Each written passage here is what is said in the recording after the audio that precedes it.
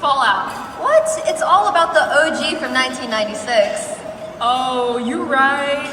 Oh, did you know Ethan was named after Tom Cruise's character? Oh yeah, Ethan Hunt. Please help us welcome your state president, Ethan Malonzo, as he presents his retiring address, The Beauty and Mistakes.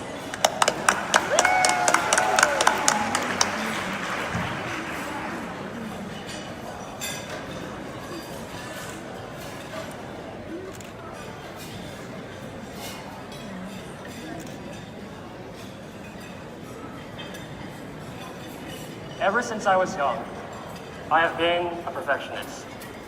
If things didn't turn out the way they were supposed to on my account, I felt terrible. For example, in kindergarten we were drawing self-portraits. And there I was, thinking I could paint a Picasso, maybe a Monet, or at least draw a Da Vinci, and recreate myself perfectly on the beautifully blank piece of canvas known as 8.5 by 11-inch binder paper. Actually, printer paper, the glossy kind. Yeah, no. My masterpiece ended up looking like someone took a bowl of spaghetti and dumped it on a circle. And it looked just like all the other kindergartners' pieces. Just a bunch of spaghetti on various shapes. Someone even had a triangle face. It was really weird. I mean, this is to be expected, right? We were only 5 years old. Well, my 5-year-old mind thought otherwise, and I cried. There I was, bawling, trying to keep my tears from going on my paper, even though I already thought it was ugly and gross. And I was honestly mad at the fact that things didn't turn out the way they were planned to, because of my own inability.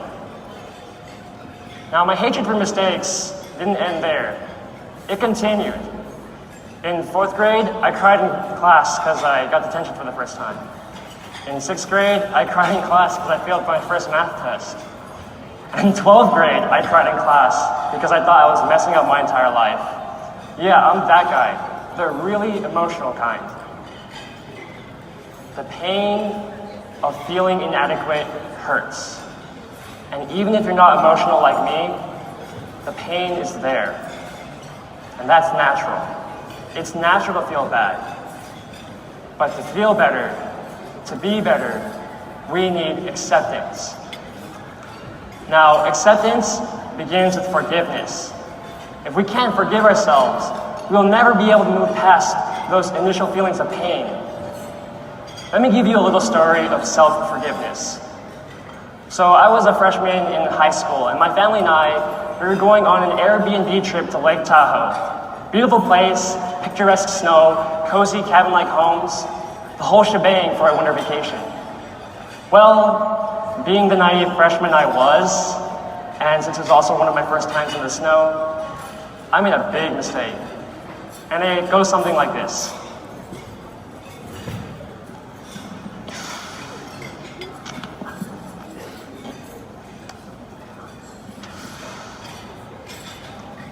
Knock, knock. Mom? Mom? What do we do this time? What? Yeah, how do I say this? There's a hole in the door. What do you mean, a hole in the door? Like the keyhole? No, there's a hole in the door. Oh my God, Ethan, what did you do?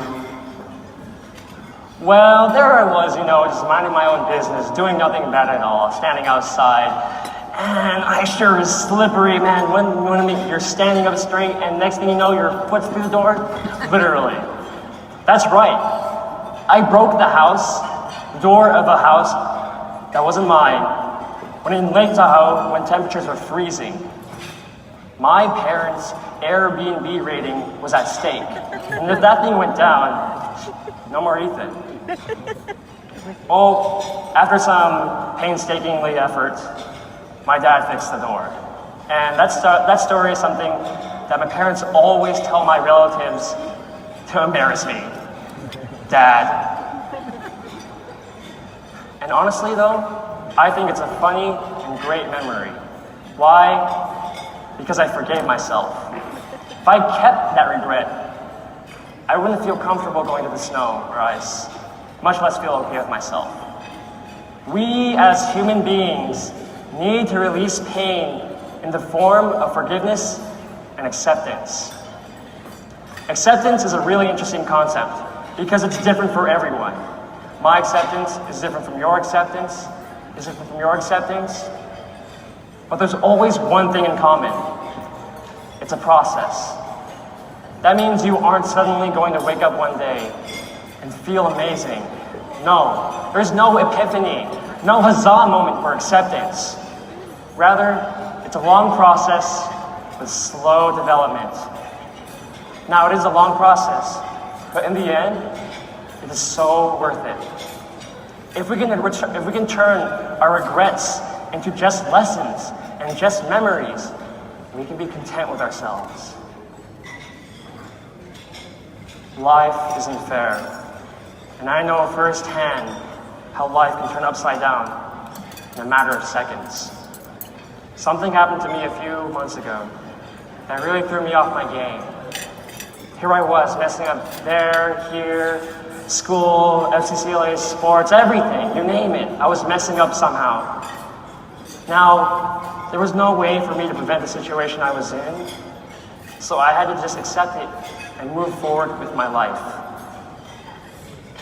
I guarantee you that we will all make a mistake someday, even in something that is important to us, because that's just the nature of us, the nature of human beings. We make mistakes. We make mistakes. It is what you do after these mistakes that defines the uniqueness in your lives. That being said, some of you may wonder how this applies to you as FCCLA members. And I have one response. Competitions. Many of you are actively competing against each other, and unfortunately, not everyone can be a winner. So if your name isn't called during awards tomorrow, I want to remind you that you didn't do bad, even if you knowingly or unknowingly made a mistake. As long as you tried your best, the results are the best they can absolutely be. Understanding that and accepting that will make your experience much more enjoyable. There is a beauty in being able to turn a situation around and be better after a period of being worse. And so many people are afraid of failure because it hurts. It does, it hurts a lot. But in the end, growing from our mistakes is the best thing we can do. We can and we will be better. So the next time you're hesitant about doing something because you're afraid you're gonna fail, you're afraid you're not gonna be able to do it. You can do it. You just need to believe in yourself.